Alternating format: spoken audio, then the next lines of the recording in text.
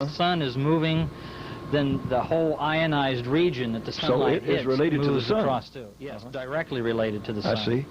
And like television, it goes right straight through the ionosphere, up to the satellites and back again. Yeah, the higher frequencies, television that we're familiar with, it just passes right through the ionosphere like it's not there. And that's because it is higher on the dial, you say? Yes, it's a higher frequency. It's what they call VHF, or in our case, UHF. And it's ultra-high frequency and very high frequencies. Oh, I see. So the ultra-high frequency is a lower frequency then? No, it's a higher frequency. A higher frequency. And it passes right through the ionosphere. It's like channel 40 is ultra-high frequency. But our radio signal here, it's a lower frequency. It's a much, much lower frequency. And it won't go through. Right. It bounces off of it. It bounces. All right. We begin in here, and we get a lot of mail from the East Coast here, don't we? Yes. We cover New England, the Atlantic seaboard here, and all of the eastern provinces of Canada very, very well. And Greenland you have heard from? Yes. How about Iceland? And we've heard from Iceland. Heard from Iceland. And both of the, we hear from a lot of American servicemen in Greenland and Iceland and up in here and in West Germany. And how about over here? It looks like you're getting more out of Sweden than you are out of Norway.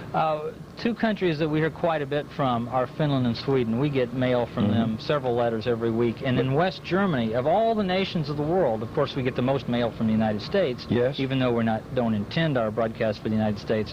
But West Germany sends the most mail. Isn't that amazing? The second. England's pretty strong there, isn't it? Italy's pretty strong. Yes.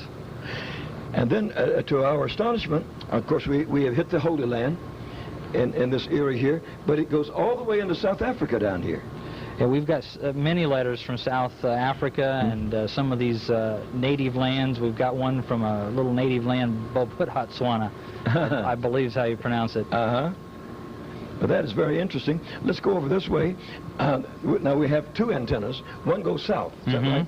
And the south one goes out of the middle of Indiana here, and it goes. Yeah, this whole area. Just fills that whole area, right down through the West Indies.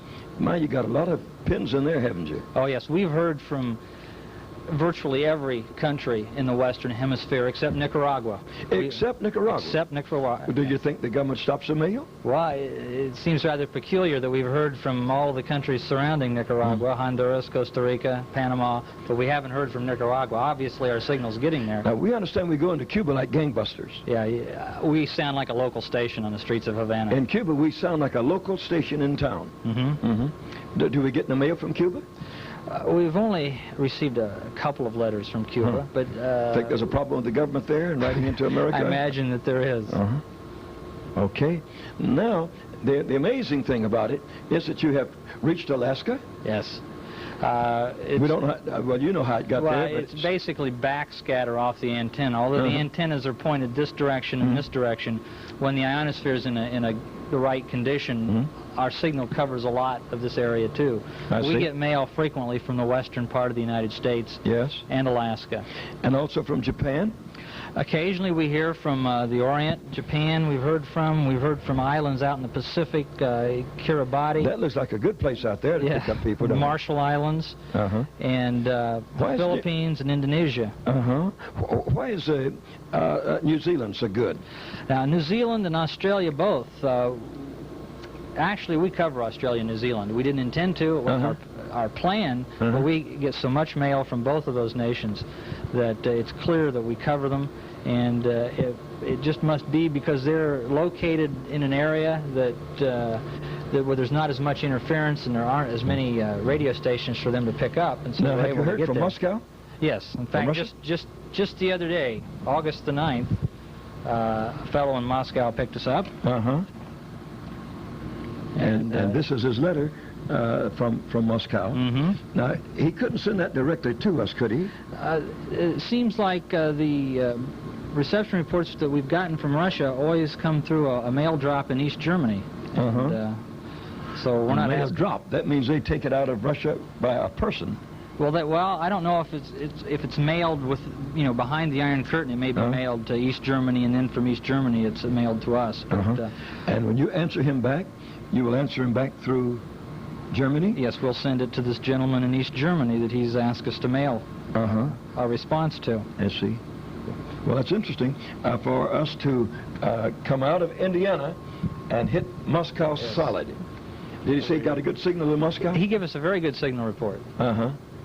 Of course, he has to prove that too, doesn't he? He has to tell us what's on the air at a certain time. Yeah. And, you know, we don't take any foolishness with it. That's right. We send out what we call a QSL card to listeners that send in reception reports, but they have to include the time of day and when they heard us and give us enough program information that we know that they did indeed hear us. Now Doug, you are a chief engineer and been in engineering a long time. Could we upgrade what we're doing here? Yes, we have one transmitter and 2 antennas, and there's a couple of things that we could do to improve the situation. One would be the addition of another antenna, what they call a curtain-type antenna, which would be a little taller than these and would have much more output power, 2 or 3 or even 4 times the output power that we have right now. Yeah. What would an antenna like that cost? Well, the antenna alone would probably be around $400,000.